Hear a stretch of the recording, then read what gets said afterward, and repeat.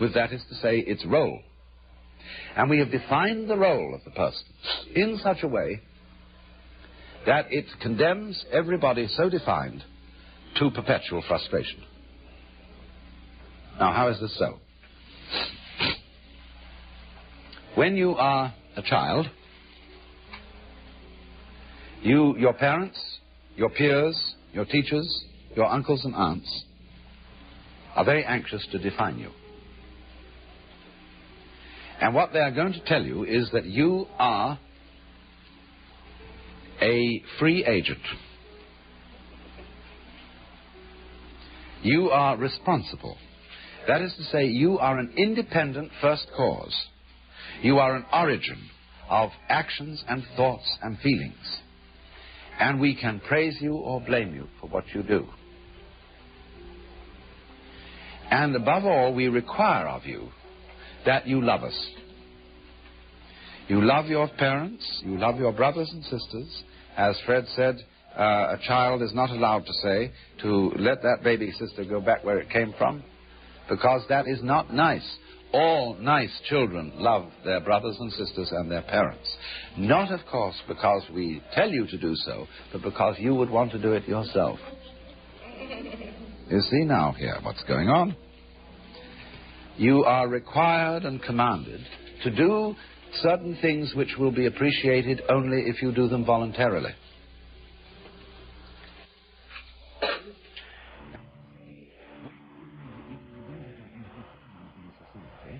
You cannot resist it. You don't have the money, you don't have the wisdom, you don't have the resources. You cannot but help believe the definition of you as a free agent.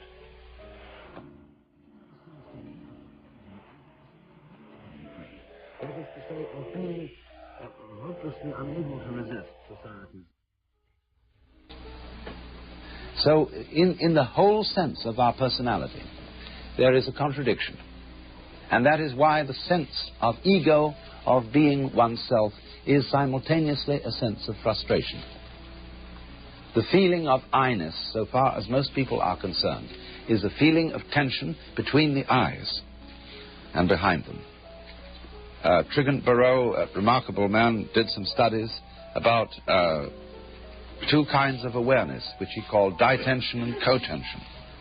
Ditentive is the normal kind of awareness that we have, of being a skin-encapsulated ego, of being separate from the environment, and of confronting an external objective world, of which we are the independent observer. And this myth, he said, goes hand in hand with a physical state, which is a state of tension between the eyes. Then he defined cotension as another form of awareness, which you might call a certain kind of openness, in which you realize that the external world is just as much you as anything inside your skin, and that you are not something that comes into this world on probation and doesn't really belong. This is, you see, the attitude that we foster in the child. But that you are something not that comes into the world, but comes out of it. In the same way as a flower comes out of a plant, or a fruit comes out of a tree. That you are an expression. You, as a human being, are a symptom of nature. And that you really belong there, and that, furthermore, your actual self, what is finally and fundamentally you, is not a separate and lonely part of the world, but the real you is the world itself, everything that there is, expressing itself as this particular organism here and now, and of course as you look across the room, as all these other organisms in their here and now. We are all tits on the same sow, if I may put it so crudely. Or if you want to put it more poetically, rays from the same sun. Now,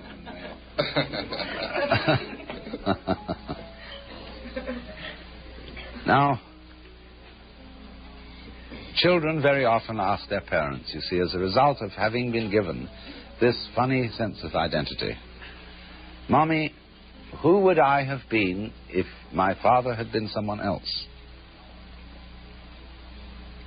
This is a very common child's question, because the child gets the message from the parents using the English language, the French language, the German language, or whatever, that I am somewhat in my body.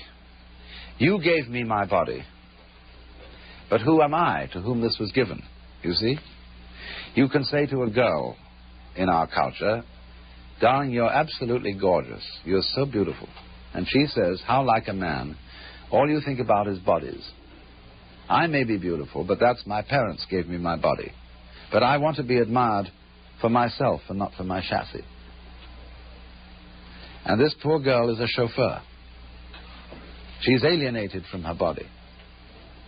And she doesn't take any credit, doesn't assume any responsibility for being what she is physically, and this is, of course, as much true of men as of women. It is a common cultural attitude. We say, "I have a body." We don't say, "I am a body." We feel a very sharp distinction, in other words, between our consciousness, which is a kind of focused attention, together with all those actions that we are able to perform voluntarily, on the one hand, and on the other hand, everything both within us and outside us that seems merely to happen to us. Consider for a moment breathing. Do you breathe or are you breathed? You can feel it either way. If you become conscious of breathing, you'll get the sense that you are doing it in the same way as thinking or walking. But if you forget about it, it goes on. And you don't have to do it at all. That is why breathing exercises are fundamental in all meditation practices in the Orient. Because you can understand through breathing and through the experience of breathing that there really is no differentiation between the involuntary experience and the voluntary experience. But when you set up game rules whereby you identify all that you do voluntarily with you and all that happens involuntarily with the other, with what happens to you, and then you put a gulf between these things, not realizing, and this is the secret that is never given away, that self and other are inseparable. Just in the same way that the front and the back of a coin are different but identical. There's all one coin. So in exactly the same way, the experience of self and the experience of other are mutually necessary. You wouldn't know what you meant by self unless you knew other. You wouldn't know other unless you knew what you meant by self. They are therefore polarities, like north and south pole of a magnet. They're inseparable. But that secret doesn't get out because civilized language and thought ignores the fact that all classes, all logical classes, and words are after all labels on classes, are so constructed that they are intellectual boxes, and every box which has an inside also must have an outside.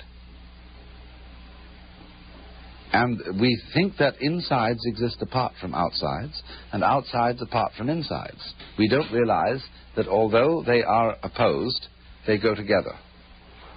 And you see, that is the secret of the whole thing. That is what the child is not let onto.